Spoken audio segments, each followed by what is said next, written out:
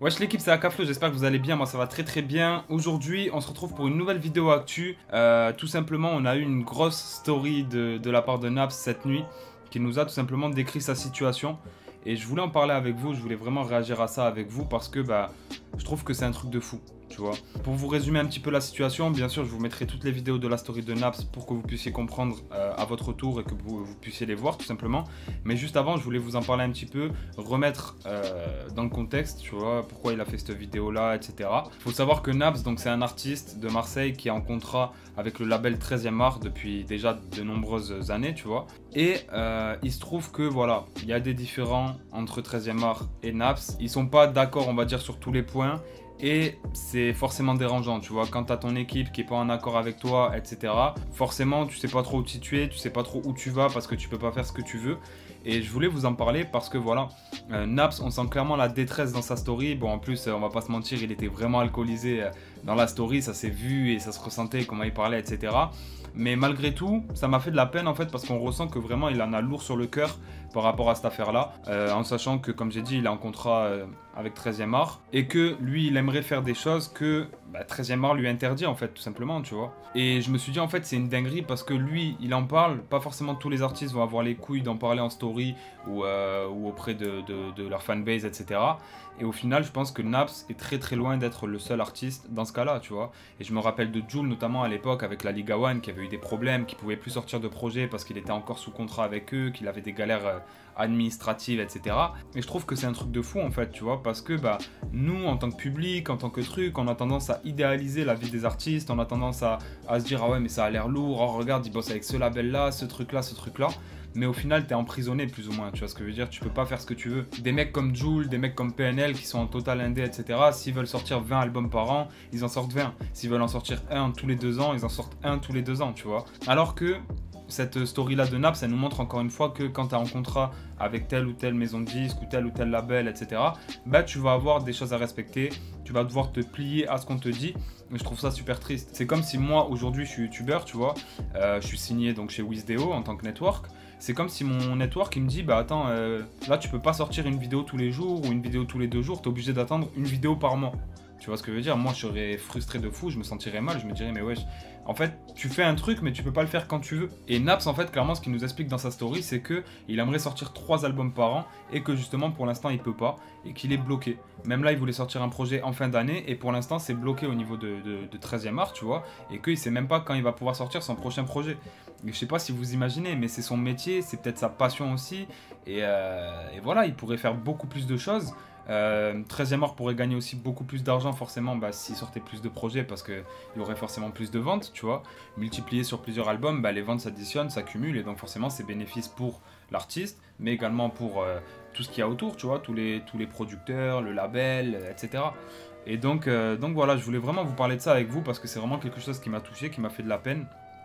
Et on peut ressentir vraiment la détresse de Naps dans sa story, même s'il avait un petit peu de mal à s'exprimer, etc. Que c'était un peu le bordel, parce qu'il était bien rebou, mais voilà.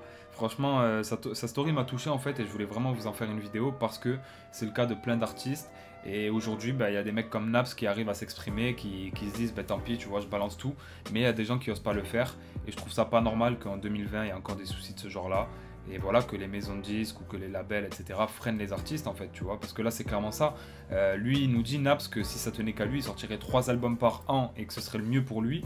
Et au final, il est à 1 album par an, même pas, parce que il a du mal avec 13e art, tu vois, qu'il bloque. Et ouais, c'est grave, tu peux même pas faire ce que tu veux en fait. Donc voilà l'équipe, c'était plus une vidéo informative et pour vous donner aussi mon point de vue, bien sûr. Mais voilà, s'il y avait des personnes pas au courant, comme ça, vous êtes au courant maintenant. Et en tout cas, grosse force à Naps pour ce qu'il traverse en ce moment et en espérant que ça aille mieux très très prochainement. Je pense que ce qu'il fera, c'est qu'il se mettra en indépendant dès qu'il aura fini les galères avec 13e art. Et voilà, en tout cas, grosse force et je vous laisse avec les vidéos de Naps du coup de sa story. N'hésitez pas à bombarder de likes si vous avez kiffé la vidéo, à commenter en me disant ce que vous en pensez, mais moi je trouve que c'est un truc de malade. Et voilà, on se dit à très très bientôt pour une nouvelle vidéo. Je vous laisse avec la story de Naps. Ciao l'équipe. J'ai envie de faire plein de trucs, mais il y a plein de trucs qui me bloquent. Et genre dans le sens où je peux pas sortir mes albums quand je veux et tout. Et je vais vous expliquer l'histoire. C'est quoi en fait le délire? Le délire c'est que moi, aujourd'hui il me reste un contrat avec 13e art. un contrat avec 13e art et en même temps on est en... Ça veut dire nous deux on est producteurs légitimes frérot. Ça veut dire voilà tu vois, tu fais des trucs avec un... Même moi demain je produis un rappeur, par Allah au bout d'un moment c'est normal tu vois, tu prends tes sous, ouais tu es producteur, mais le contrat est fini, fin. Et pour les jeunes artistes, en fait, même si je fais cette vidéo, c'est pour moi et c'est pour les jeunes artistes aussi qui vont arriver. Par Allah. Et les jeunes producteurs aussi qui vont produire des artistes. Ne bloquez jamais un artiste, s'il vous plaît, les producteurs. Au contraire, genre, mettez-les bien et croyez pas que c'est vos esclaves ou je sais pas quoi. Ou, au bout d'un moment, ils font leur propre... Ils s'envolent, c'est normal, c'est légitime. J'ai envie de te dire, c'est légitime. Pour les jeunes artistes, par là, c'est vous qui faites les trucs. C'est pas les producteurs. Les producteurs, oui, ils sont là, ils investissent. Mais une fois que ça marche, ils sont là en train de dire tout le temps, c'est eux. Non, c'est pas que eux. C'est vous qui vous donnez la force aussi. Et justement, pour arriver à là, voilà. Moi, ça m'a scanné. Moi, j'estime que je dois être transparent avec les gens qui me suivent et avec moi-même, avec mon entourage, avec nique sa mère. Maintenant, les deux. Ça veut dire si un producteur te dit c'est grâce à moi, non, c'est pas grâce. Tu peux lui dire toi aussi, tu peux lui dire c'est grâce à moi que tu es là, toi, producteur. Parce que c'est un travail des deux, tu vois. Nique sa mère, j'ai rien à perdre. Tu vois, maintenant, c'est ma carrière, ok. Tu vois, je continue, c'est pour ma carrière que je fais ça. Et en même temps, j'espère que c'est une gamberge aussi pour les nouveaux artistes qui vont arriver. Et pour les nouveaux producteurs, ne faites jamais ça avec vos artistes. Parce que par là, vous les perdez. Par là, vous allez les perdre. Maintenant, voilà, je dis ce que je pense vraiment. Et voilà. Donc, si je sors pas un album maintenant, là, en fin d'année, ça veut dire dans l'année. Si ça bloque pendant encore 1 an et demi, c'est pas de ma faute. Ok? Ne vous inquiétez pas, je reviendrai très fort, Inch'Allah. Allez, gros bisous, je vous aime.